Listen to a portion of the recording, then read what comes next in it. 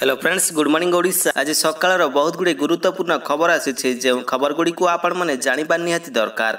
तेज आसतु जाना कौन से गुरुत्वपूर्ण खबर गुड़िक। तेज ता पूर्व आपन को अनुरोध अटे जदि आपन को वीडियोटी भल लगे आपन लाइक करने सहित वीडियो को अधिक अधिक शेयर करेंगे। यह सहित यह लेटेस्ट खबर सबको जानापी आम चैनल को सब्सक्राइब करूँ। तेज आसतु आरंभ करवा आज खबर अभियान। प्रथम बड़ खबरटी होछि नुआ वर्ष पूर्व ग्राहक मानकर पई खुशी खबर। सस्ता हैला लुहा रड। निजर स्वप्न घर तैयारी करने पर समस्ते चाहिए किंतु मार्केट रे बिल्डिंग मटेरियल मूल्य वृद्धि जगू एप्रति पछगुंता देउछंती साधारण लोके। तेणु यह सब जिनिसर दाम कमिबा पर्यंत अपेक्षा करी रहिछंती। नुआ घर निर्माण करुथिबा लोक मानकर पई नुआ वर्ष पूर्व आसीछि बड़ खुशी खबर। घर तैयारी रे व्यवहृत लुहा छड़ वर्तमान सस्तार उपलब्ध हेउछे। तेणु घर तैयारी पे लुहा रड किनिबा सहित निजर आशार घर तोली पारिबे। 2024 नुआ वर्ष आसिबा पूर्व देश में विभिन्न सहर में लुहा रडर दाम तलको खसी आसीछि। परवर्ती खबरटी हेउछि जांच बेले पुलिस को आक्रमण अभिनेता गिरफ। पुलिस कर्मचारी मानक गालीगुलज सहित आक्रमण करने अभियोग में भरतपुर थाना पुलिस जड़े अभिनेता को गिरफ्त कर सोमवार कोर्ट चालाण करिछि। से हेले नयापल्ली रहुथिबा पुरीर बिरंची नारायण नायक। से एकाधिक ओडिया धारावाहिक और वेब सीरीज रे अभिनय करिसंती। परवर्ती खबरटी हेउछि जून 30 तारिख सुधा पुराना गाड़ी रे VLDT बाध्यतामूलक। आसंता डिसेम्बर 31 तारिख सुधा पंजीकृत होइतिबा जानगुड़ी को 2024 जून 30 तारिख सुधा वेहिकल लोकेशन ट्रैकिंग डिवाइस बा VLTD लगाइबाकू बाध्य करा जायछि। नहेले सेमानकर विरोध में दृढ़ कार्यानुष्ठान ग्रहण करने पर राज्य परिवहन कर्तृपक्षक कार्यालय पक्षर निष्पत्ति निया जायछि। जदि जून 30 तारिख सुधा पुराना गाड़ी रे IAS 140 स्टैंडर्ड VLTD लगी नथिबो तबे से गाड़ी गुड़िकर फिटनेस सर्टिफिकेट गाड़ीर मालिकाना परिवर्तन परमिट जुलाई 1 रु आउ हेबो नाही। परवर्ती खबरटी हेउछि 30 तारिख रु चलिबो नुआ अण AC train Amrit Bharat express 22टी coach रहिबो। उत्तर प्रदेश अयोध्या बिहार दरभंगा मध्य यात्रा करने को रही नुआ अमृत भारत एक्सप्रेस को चलित मास 30 रे प्रधानमंत्री नरेंद्र मोदी उन्मोचन करेंगे। यह हेउछि एक नुआ प्रकार ट्रेन जहां साधारण जनता विशेषकर प्रवासी श्रमिक मानक दृष्टि रखी प्रस्तुत करा जायछि। एही ट्रेन घंटा पिछा 130 किलोमीटर बेगर यात्रा करिबो। तेबे एहाकू पूर्व वंदे साधारण कुआ जाउथिला। कमला और धूसर रंग को व्यवहार करी ट्रेन को प्रस्तुत करा जायछि। एथिरे 22टी कोच रहिबो।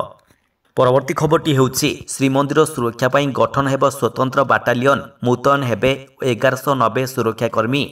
श्रीमंदिर सुरक्षा पाई गठन हेब स्वतंत्र सुरक्षा बाटालियन प्रस्ताव को मुख्यमंत्री नवीन पट्टनायक अनुमोदन करिसंती। स्वतंत्र सुरक्षा बाटालियन रे 1190 जन सुरक्षाकर्मी रहिबे। श्रीमंदिर सुरक्षा भिड़ नियंत्रण और भक्त मानक श्रृंखलित दर्शन सुविधा सुजोग जोगाई देबे एही स्वतंत्र बाटालियन। तबे पुरी एसपी को निर्देश और नियंत्रण रे एही बाटालियन कार्य करिबो। परवर्ती खबरटी हेउछि व्हाट्सएप रे आसीबो नुआ फीचर। एबे वीडियो कॉल समय शेयर करि परिबे म्यूजिक ऑडियो। व्हाट्सएप एबे निजर यूजर मानकर पई एक नुआ फीचर उपरे काम करुछे। यह यूजर मानकू वीडियो कॉल समय म्यूजिक ऑडियो शेयर करने को अनुमति देव। व्हाट्सएप बेटा इन्फोर रिपोर्ट अनुसार यह फीचर उभय iOS और एंड्रॉइड रे यह सुविधा विकसित हेउछि। यह फीचर यूजर मानकू वीडियो कॉल समय एका सहित वीडियो एवं म्यूजिक ऑडियो सुनिबा को अनुमति देई मल्टीमीडिया सहयोग को बढ़ाई देव। परवर्ती खबरटी हेउछि राज्य में बढ़िला कोरोना संक्रमण पुणी आसिला पॉजिटिव मामला। राज्य में पुणी डराइलाणी कोरोना। ओडिशा रे आउ जणे कोरोना आक्रांत चिन्हट होइछन्ते। एहा सहित राज्य में सक्रिय आक्रांतंकर संख्या 3 को वृद्धि पाइछि। सप्ताहक मध्य चिन्हट हेलेणी 3 जन संक्रमित। आउ सेपटे देश में मध्य कोरोना आक्रांतंकर संख्या वृद्धि पाइबार लागिछि। गतकाली दिन में 628 आक्रांत चिन्हट होइछन्ते। देश में संक्रमित मानकर संख्या 4000 टपिछि। कोविड रे गत 24 घंटा मध्य केरल में जनकर मृत्यु घटिछि। परवर्ती खबरटी हेउछि ड्रोन अटैक पर एक्शन मोड रे भारत। अरब सागर रे 3 युद्ध जहाज। अरब सागर रे 3 युद्ध जहाज मुतयन कला भारत। कर्णाटक मांगालोर आसुथिबा अशोधित तैल बोझेई जहाज उपर ड्रोन अटैक पर भारत सतर्कता पदक्षेप स्वरूप युद्ध जहाज मुतयन करिछि। INS Mormugao, INS Kochi, INS Kolkata भली युद्ध जहाज मुतयन होइछि। या सहित भारतीय नौसेना तार P-80L दूरगामी पेट्रोल और एयरक्राफ्ट सर्विलांस रे नियोजित होइछि। आउ एपटे जो जहाज उपर आक्रमण होइतिला नौसेनार एक स्वतंत्र विशेषज्ञ टीम तार तदंत करुछि। ଜାହାଜର ଯେଉଁ ଅଂଶରେ ଆକ୍ରମଣ ହୋଇଥିଲା ସେଠାରୁ କିଛି ଭଗ୍ନାବିଶେଷ ସଂଗ୍ରହ କରାଯାଇ ପରୀକ୍ଷା ନିରୀକ୍ଷା ଚାଲିଛି। କେତେକ ପରିମାଣରେ ବିସ୍ଫୋରକ ବ୍ୟବହାର କରାଯାଇଥିଲା। ଆକ୍ରମଣ ପାଇଁ କ'ଣ କ'ଣ ବ୍ୟବହାର କରାଯାଇଥିଲା ସେସବୁର ତଦନ୍ତ ଚାଲୁ ରହିଛି। ପରବର୍ତ୍ତୀ ଖବରଟି ହେଉଛି ଦୁଇଟି ବ୍ୟାଙ୍କ ଗ୍ରାହକମାନଙ୍କର ପାଇଁ ଆସିଛି ବଡ଼ ଖବର। ଜଲ୍ଦି କରନ୍ତୁ ନଚେତ ଭୋଗିବେ ଅନେକ ସମସ୍ୟା।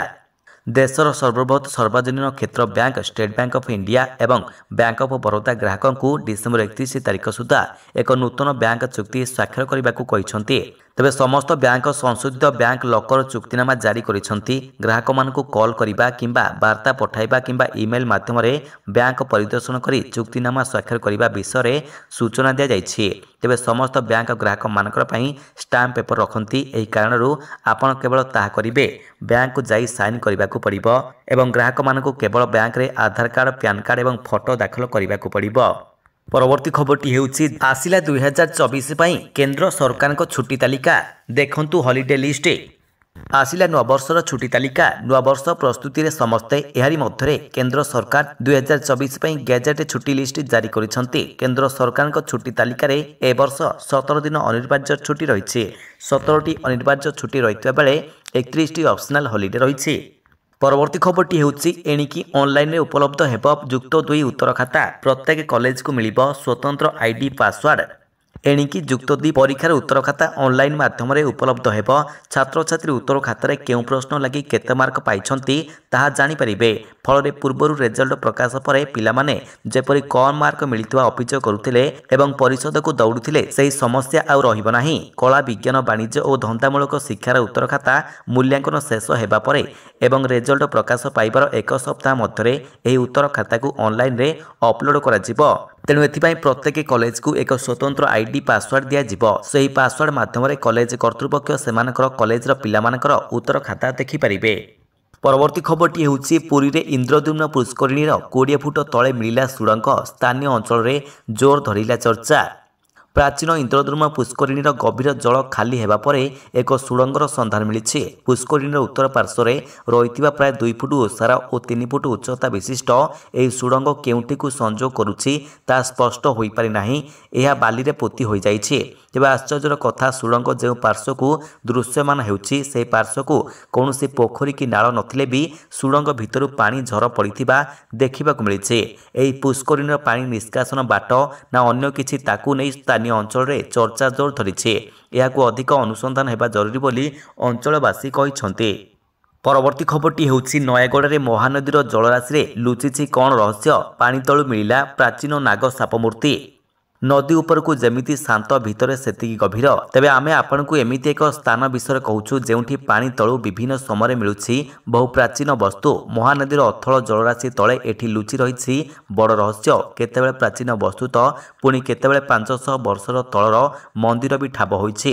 ଏହା ହେଉଛି ନୟାଗଡ଼ ଜିଲ୍ଲା ଭାପୁର ବ୍ଲକର ପଦ୍ମାବତୀ ଗାଁ। ପାଣି ଭିତରୁ ମିଳିଛି ଏକାଧିକ ସୁନ୍ଦର ତଥା ପ୍ରାଚୀନ ନାଗସାପ ମୂର୍ତ୍ତି। ଗାଁର ତ୍ରିନାଥ ରଣା ମାଙ୍କଡ଼ଖିଆ ପାହାଡ଼ ନିକଟ ମହାନଦୀର ଘାଟ ତୁଠରୁ ମିଳିଛି 8ଟି ନାଗମୂର୍ତ୍ତି। ଏସବୁ ନାଗମୂର୍ତ୍ତିକୁ ଗାଁ ଲୋକେ ପୂଜାର୍ଚ୍ଚନା କରୁଛନ୍ତି। ପରବର୍ତ୍ତୀ ଖବରଟି ହେଉଛି 3 ନୂଆ ଅପରାଧିକ ବିଲ୍କୁ ରାଷ୍ଟ୍ରପତି ଦ୍ରୌପଦୀ ମୁର୍ମୁ ଦେଲେ ମଞ୍ଜୁରୀ। ଆଇନରେ ହେଲା ପରିଣତ। ଇଂରେଜ ଯୁଗରେ ତିଆରି 3ଟି ଆଇନ ବର୍ତ୍ତମାନ ସମାପ୍ତ ହୋଇଛି। ରାଷ୍ଟ୍ରପତି ଦ୍ରୌପଦୀ ମୁର୍ମୁ 3 ନୂଆ ଅପରାଧିକ ବିଲ୍କୁ ଅନୁମୋଦନ କରିଛନ୍ତି। ରାଷ୍ଟ୍ରପତିଙ୍କ ମଞ୍ଜୁରୀ ସହିତ ଏହି 3ଟି ବିଲ୍ ଏବେ ଆଇନରେ ପରିଣତ ହୋଇଛି। ଭାରତୀୟ ନ୍ୟାୟ ସଂହିତା, ଭାରତୀୟ ନାଗରିକ ସୁରକ୍ଷା ସଂହିତା ଏବଂ ଭାରତୀୟ ସାକ୍ଷ୍ୟ ସଂହିତାକୁ ଏହା ପୂର୍ବରୁ ସଂସଦର ଉଭୟ ଗୃହରେ ପାରିତ କରାଯାଇଥିଲା। ତେବେ କେନ୍ଦ୍ର ଗୃହମନ୍ତ୍ରୀ ଅମିତ ଶାହା ଏହି ବିଲ୍କୁ ଐତିହାସିକ ବୋଲି ବର୍ଣ୍ଣନା କରି କହିଥିଲେ ଯେ ଏହି ଆଇନଗୁଡ଼ିକ ସହିତ ନାଗରିକମାନଙ୍କର ଅଧିକାରକୁ ସର୍ବ ଉପରେ ରଖାଯିବ ଏବଂ ମହିଳା ଓ ଶିଶୁଙ୍କର ସୁରକ୍ଷାକୁ ପ୍ରାଥମିକତା ଦିଆଯିବ।